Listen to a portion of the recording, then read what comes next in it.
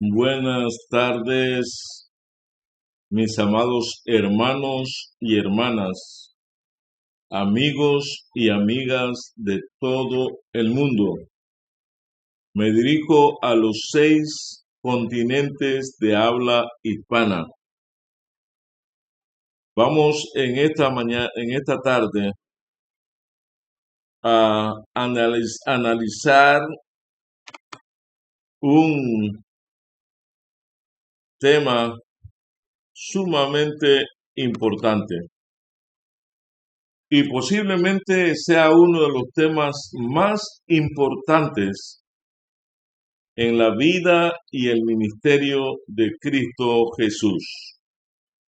Queremos orar, querido Dios, en esta mañana elevamos nuestras vidas llenas de imperfecciones en el nombre de Jesús, para que la transformes y para que hagas en nosotros lo que tú anhelas que seamos cada uno.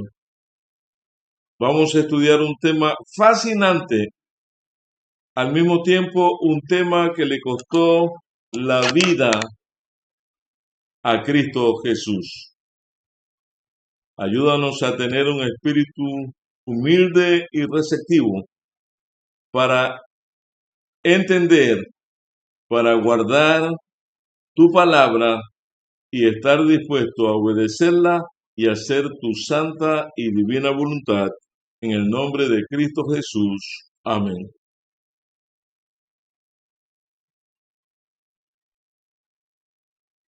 Queremos recordar que hace 4000 años atrás, o sea, que estamos hablando en el momento que la historia se cambia a después de Cristo y antes de Cristo. 4000 años atrás, el mundo permanecía caótico y desordenado una vez el hombre, Adán y Eva, y así sucesivamente le otorgaron el derecho a Satanás en constituirse en el príncipe de este mundo. Le dieron el derecho de que él lo representara ante Cristo y ante los seres no caídos, en conclaves, en reuniones. Cuando Adán comprendió lo que había costado la decisión de haber tomado livianamente la responsabilidad de mayordomo, de ser el príncipe de este mundo, ya era demasiado tarde. Adán fue expulsado del jardín del Edén. Un cordero fue muerto en su lugar, dándole la garantía que en algún momento la deuda que él había adquirido tendría que ser saldada. Y hermanos y hermanas, que quiero que entendamos que tu deuda y mi deuda no tenemos que pagarla. Tu deuda y mi deuda se estaba liberando hace 6000 años. Y el Señor Jesús fue inmolado desde antes de la fundación del mundo. Tomó la decisión antes de que tú y yo hubiésemos nacido. Antes de que Adán y Eva fuesen creados. La rebelión es un tema que se venía analizando desde mucho antes de la construcción de este mundo. Y a pesar de que Dios es omnipresente, omnisciente y omnisapiente y conoce el fin desde el principio, estuvo dispuesto a construir este mundo y a formar esa perfecta, físicamente hablando, esa pareja que ellos, el Padre, el Hijo y el Espíritu Santo, habían creado. A pesar de que Jesús sabía que la desobediencia podía asaltar el plan que Dios tenía, ya Dios tenía un plan de emergencia, y ese plan de emergencia tú y yo no tenemos parte en absoluto. Ese dilema, ese conflicto se está liberando entre el bien y el mal. Pero infelizmente este mundo fue creado por Dios y el mal se trasladó a este mundo.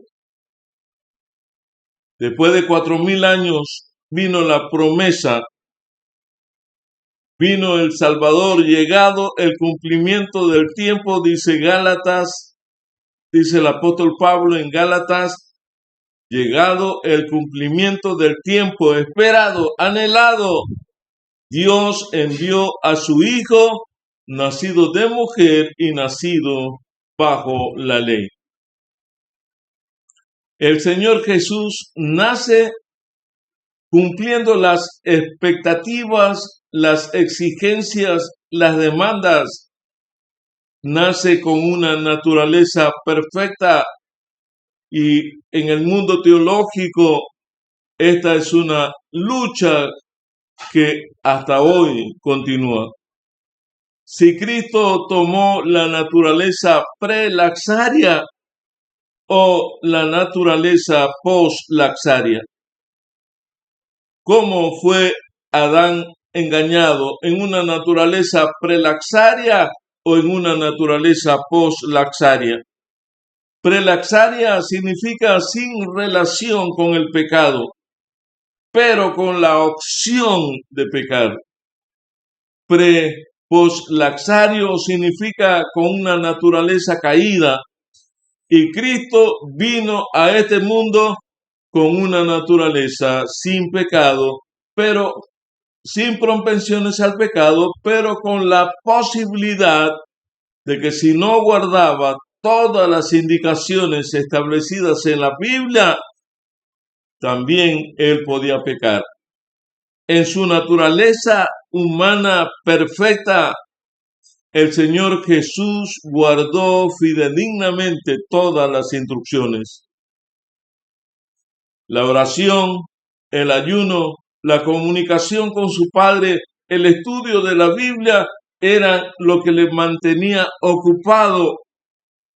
El Espíritu Santo que lo guiaba y los ángeles que lo confortaban mantenía su tiempo ocupado.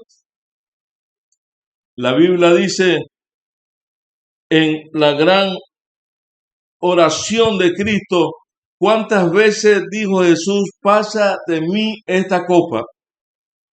Constante y permanentemente Jesús iba al Getsemaní a orar. Llegó el momento cuando Jesús fue entendiendo lo que significaba adoptar la naturaleza del ser humano, con la naturaleza pecaminosa, teniendo una naturaleza sin pecado. Y allí está Jesús orando. Padre, en el libro de Lucas 22:42, Padre, si quieres, pasa de mí esta copa, pero que no se haga mi voluntad, sino que se haga tu voluntad. Mateo, Marcos nos dicen que él oró 3 veces esa hora para que esta copa fuese quitado. 3 veces pidiéndole al Padre que si fuese posible pasase de él esa copa. Lucas 22:42, oró Jesús, si quieres pasa de mí esta copa, pero no se haga mi voluntad, sino la tuya. Allí en ese texto de la Biblia del doctor Lucas, contemplamos la entrega de la voluntad a Dios. Allí nada más vemos a Jesús entregándose completamente a la voluntad de Dios. Uno de los aspectos más difíciles de la vida cristiana es la entrega total a la voluntad de Dios. En Lucas 22:42 Jesús se enfrenta a este dilema cuando le dice al Padre: si quieres, pasa de mí esta copa, pero que no se haga mi voluntad, sino la tuya.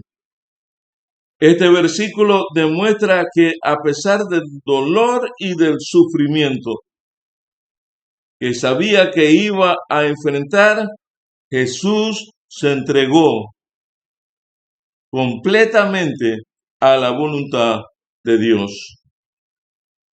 Jesús conocía todo. Si bien es cierto, Él era 100% Dios y 100% humano, Él, como era fiel estudioso de las Escrituras, como en esa reunión celestial se había trazado, se habían demarcado todos los pasos que tenía que dar para ser triunfador, Él se entregó completamente a la voluntad de Dios. El vaso o la copa mencionadas en Lucas 22:42 simbolizaron el sufrimiento y el dolor que Jesús estaba a punto de enfrentar. Él sabía que tendría que sufrir físicamente y emocionalmente, y que también se enfrentaría a la traición y abandono de aquellos que decían ser sus seguidores. Aún así, Jesús está dispuesto a enfrentar cualquier cosa con la ayuda de Dios. Todo estaba trazado. El pleito directamente era con Satanás, no era con el hombre. Hasta cierto punto, el hombre solamente sirvió como una conejilla de India. El hombre desobedeció y Satanás echó a andar su plan, pensando que lograría la derrota definitiva de Cristo Jesús. Pero Cristo Jesús seguía paso a paso las instrucciones dadas para la victoria en ese gran conflicto. El ejemplo de Jesús estableció al entregarse completamente a la voluntad de Dios es uno que debemos seguir como cristianos.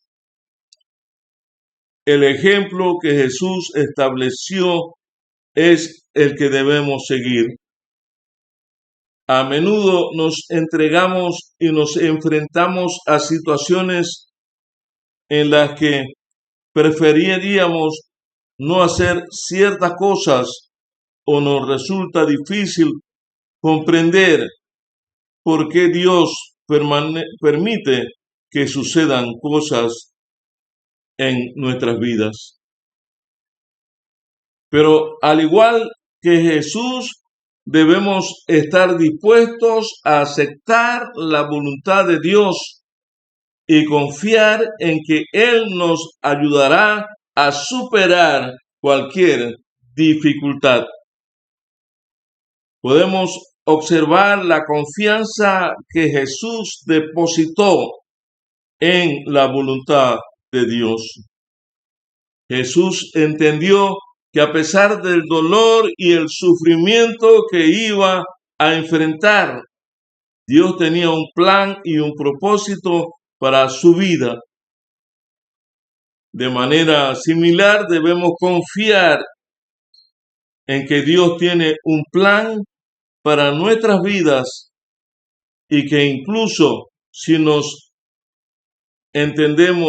entendemos lo que sucede en un momento dado, Él siempre actúa para nuestro bien.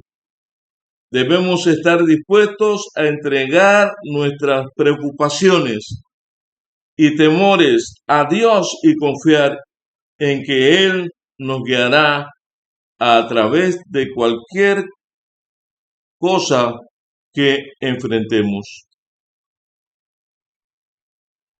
Allí contemplamos en el versículo 42, Padre, si es posible, pasa de mí esta copa, pero no se haga mi voluntad sino la tuya. La agonía era tan grande que en el versículo 43 dice, entonces se le apareció un ángel del cielo fortaleciéndole. En ese momento que Jesús, tu sustituto y mi sustituto y nuestro sustituto, está orando en la recta final, se le aparece un ángel poderoso del cielo para fortalecerlo. El versículo 44, estando en agonía, oraba con mucho fervor y su sudor se volvió como gruesas gotas de sangre que caían sobre él. Querido hermano, querido amigo, Jesús estaba en profunda agonía. Sus amigos le habían abandonado. Se sentía solo porque la Biblia dice que el pecado produce separación entre Dios y el hombre. Sentía que había un abismo entre el Padre, entre los ángeles, entre el Espíritu Santo, el Padre y él. Y que él se sentía solo en este mundo, quien Adán y Eva le habían concedido el derecho de ser el príncipe. Pero mientras él está en esa agonía, mientras él se siente solitario, mientras él se siente con el peso de el pecado de este mundo que estaba sobre sus hombros, un ángel poderoso apareció para reconfortarlo. ¿Qué fue lo que dijo ese ángel? No sabemos, pero llegó para reconfortarlo. Y amado hermano y hermana, tantas veces Jesús había llegado al Getsemaní. Las hojas conocían el cuerpo, conocían el rostro, conocían las manos, conocían los pies, las rodillas de Cristo. Pero esta vez no era igual. Esta vez Cristo estaba en grande agonía y grandes gotas de sangre caían de su sien como sudor directamente.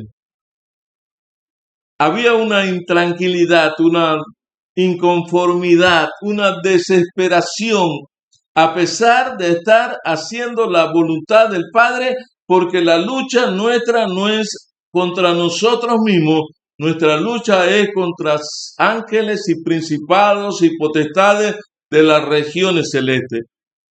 La guerra que se está librando en el mundo no es entre un hombre y una mujer, sino que es entre Cristo y Satanás. Cristo murió para salvar al más vil pecador, no importa dónde esté, por lo menos ya tú fuiste alcanzado para dar a conocer el inmenso amor y la misericordia de Cristo. ¿Qué tenemos que hacer tú y yo? Seguir comunicando. El Espíritu Santo hará la obra. Nuestro papel solamente es el de comunicadores. Comuniquemos que Cristo Jesús entregó su vida por la humanidad, que Cristo Jesús pagó el alto precio, que tú y yo no le hemos pedido que Él nos amara, aunque éramos pecadores, ciertamente Él murió por nosotros. Qué maravilloso es Dios, que cuando lo podamos entender, dejamos de ser tan hipócritas y tan fariseos cuando tratamos de decir que fulano sí y sutano no. Cristo murió por toda la raza humana. El precio no lo puse yo, el precio lo puso Satanás y Dios. Cristo ganó la victoria en el año 31 a las 3 de la tarde del año 31 del 14 de Nisan. Definitivamente se selló la garantía de la salvación para la humanidad. El enemigo continúa siendo un ser derrotado, pero haciendo patalada de ahogar, haciéndonos pecar, haciéndonos hacer cosas, y hace que el mundo haga cosas. Pero Cristo pagó la deuda por la humanidad. Cristo allí en el Gólgota, en esa agonía, allí en el Getsemaní, echó la suerte. Allí se determinó que Cristo Jesús sería el triunfador. Así como ángeles llegaron y le sirvieron en el libro de Mateo 4, llegaron también los ángeles después del Getsemaní, llegaron después de la resurrección y llegaron en la ascensión, y vendrán con Jesús a buscar el premio de los redimidos de todas las edades. Todo lo que el Satanás inventa será invento fracasado, porque ya Cristo ganó la victoria, pagó las consecuencias de las decisiones equivocadas del pecado. No te sientas que para ti no hay oportunidad. No es contra ti la lucha es contra ángeles caídos. La lucha es entre Dios y el hombre. Tú y yo simplemente somos benefactores de esa gracia, de eso que Efesios 2:8 dice: por gracia soy salvo por medio de la fe, y esto no es de vosotros, sino que es un don de Dios. Por lo tanto, amado hermano y hermana, es un privilegio, es un gozo encontrarnos aquí reunidos, alabando y glorificando el nombre santo de nuestro Dios.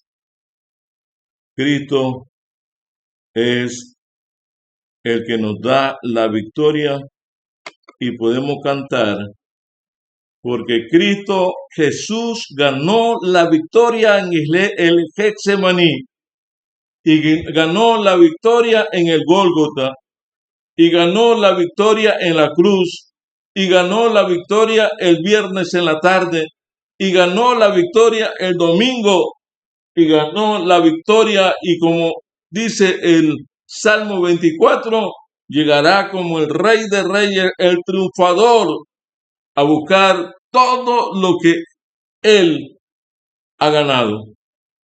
Tal vez tú dirás, ¿y cómo es que esto puede ser posible? La Biblia dice en un abrir y cerrar de ojo, a la final trompeta, porque se tocará la trompeta, y en ese momento el Señor necesita para realizar los cambios y la transformación. El pecado será erradicado, eliminado. Ya eres victorioso sobre el poder y la presencia del pecado y pasarás a vivir con Cristo Jesús por toda la eternidad. ¿Cuántos en esta mañana, en esta tarde, quieren decirle a Jesús que entienden el plan de salvación, que entienden lo que hizo en la cruz, que yo no soy el que tengo el derecho de decir este sí y este no, porque la salvación es un asunto de Cristo, el pecado es un asunto de Satanás y de Cristo. Cristo ganó la victoria y por lo tanto, hermano y hermana, yo ganaré la victoria porque Cristo la ha garantizado para mí. Todos aquellos que quieren darle gracias a Dios por ese inmenso amor y misericordia, yo les invito que oremos en esta hora. Padre nuestro que estás en los cielos, santificado y glorificado sea tu nombre. Te damos gracias por tu perdón. Te damos gracias por tu salvación. Te damos gracias por tu entrega. Te damos gracias por tu sacrificio.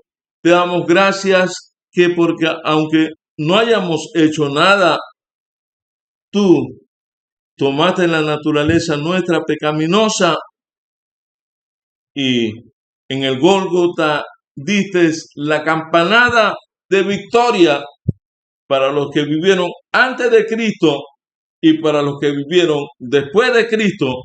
Ayúdanos a representarte dignamente para mostrar lo que significa una persona redimida y transformada por la sangre de Cristo Jesús. Gracias por escucharnos. En el nombre santo de Jesús. Amén. Amén.